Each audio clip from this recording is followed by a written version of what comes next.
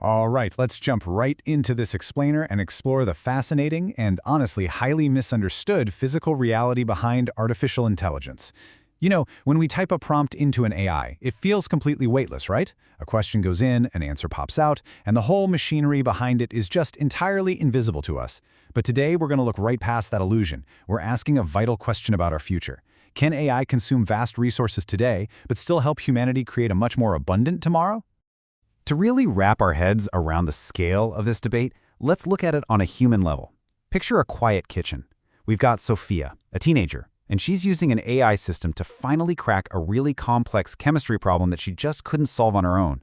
For her, this technology is like having a patient, absolutely brilliant tutor on demand. It's literally opening doors to her future. But sitting right across the table is her mother, Elena, and Elena is staring at a rising household electricity bill. That spike, it's caused by the massive new data center powering that very same AI which was just built right outside their town. So for Elena, this tech isn't just a helpful tutor, it's a very real financial strain. It's a looming worry about her community's resources. So here's the crucial point. How do we reconcile this immediate human contradiction? As researcher Nick Sasaki asks, how in the world can the exact same technology simultaneously help a child learn and strain a family's budget? We can't just pretend one of these experiences isn't happening. Both are entirely true. So finding a position that respects both the incredible innovation and the need for community protection is absolutely essential. Let's move into part 1, AI's hidden physical body. Let's look past the so-called magic of software and examine AI's real physical footprint. Because AI doesn't live in the clouds, right? It lives in massive industrial buildings right here on Earth. As energy realist Vaclav Smil points out, AI isn't some weightless idea. It's literally made of concrete, steel, copper, and silicon. It needs transformers, massive cooling equipment, and high-voltage transmission lines. The question really isn't whether it has a footprint. Everything does. The question we need to ask is, what does it consume, at what scale, and at whose expense? Scholar Kate Crawford really hits the nail on the head regarding these hidden costs. We have to look at the immense strain these sprawling data centers put on local electrical grids and community water supplies. When we talk about AI learning or thinking, Crawford warns that this disembodied language kind of distracts us. It distracts us from the minds, the power stations, and the physical workers that make all that computation physically possible. But immediately balancing that out, tech leader Sam Altman notes that this exact same AI intelligence is uniquely positioned to solve the very problems it creates. Think about it. This technology can actually be used to design hyper-efficient electrical grids, discover brand new clean energy generation, and develop advanced water recycling methods. So we can't just look at the cost of the system today without also looking at the incredible tools it's building for tomorrow. That brings us to part 2, the abundance argument. This brings us to a really fundamental question about human progress. Are we just dividing up a fixed pie of global resources, or can human intelligence actually bake a bigger pie? There's a vital distinction we need to make here between a raw, finite material and a resource. A resource isn't just something sitting out there in nature. It's actually created by human knowledge. I mean, oil existed for millions of years before it was a fuel, right? Silicon existed long before microprocessors. This brilliantly illustrates our core concept. Nature gives us ordinary matter, but human knowledge transforms it into valuable resources. Think about it. Sand becomes a silicon computer chip. Sunlight becomes electricity. Seawater becomes fresh water. Underground heat becomes geothermal energy. Minerals become batteries. And even discarded materials become useful new products. This proves that while physical materials are limited in a specific time and place, the number of ways human intelligence can combine, transform, reuse, and replace them, that's not fixed. Our capacity for abundance can actually grow. However, Crawford rightly warns that technological abundance isn't a guarantee of fairness. A new technology can improve life for millions globally while simultaneously destroying the homes or the health of a small community supplying its base materials. If our final destination is abundance for everyone, well, we can't treat the exhausted workers or the strained local grids along the way as just temporary inconveniences. And Altman actually agrees with this caution. He acknowledges that while AI provides the capability for a better future, society has to consciously choose to distribute those benefits equitably. A powerful tool doesn't determine the social system around it. We do.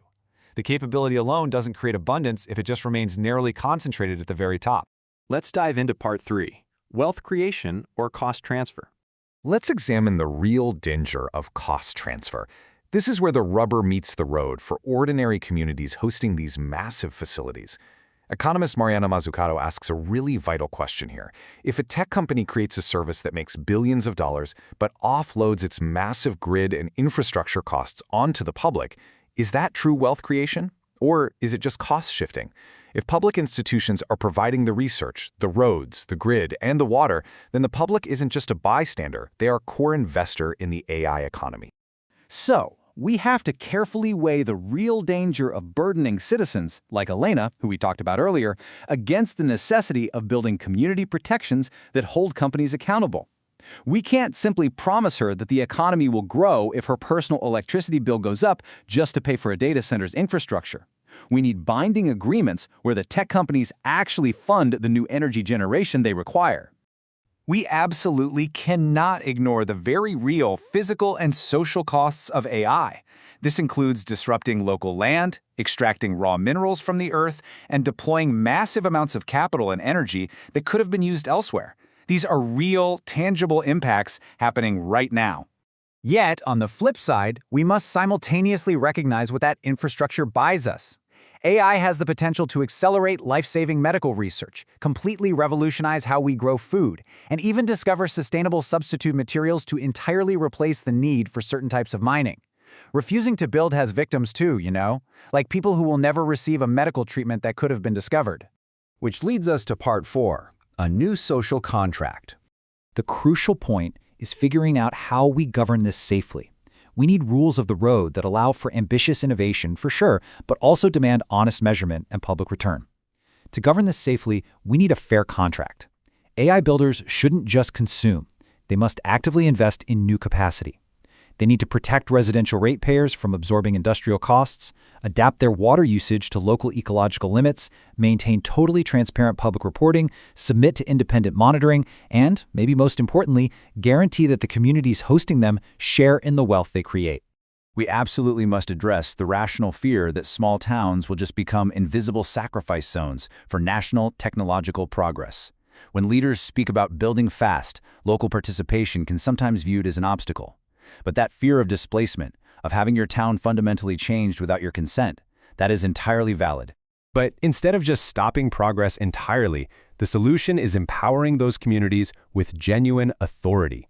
This means shared ownership of new grid assets, protected public services, and binding commitments. It means a town doesn't just get a ceremonial donation.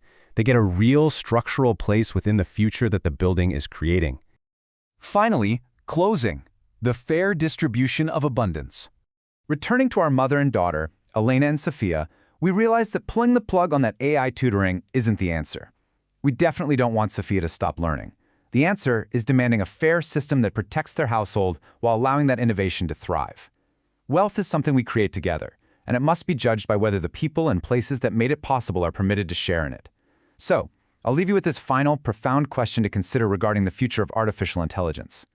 Can AI help humanity create more usable energy, knowledge, health, security, and opportunity than it consumes, and can those benefits be shared fairly? Thanks for exploring this explainer with me.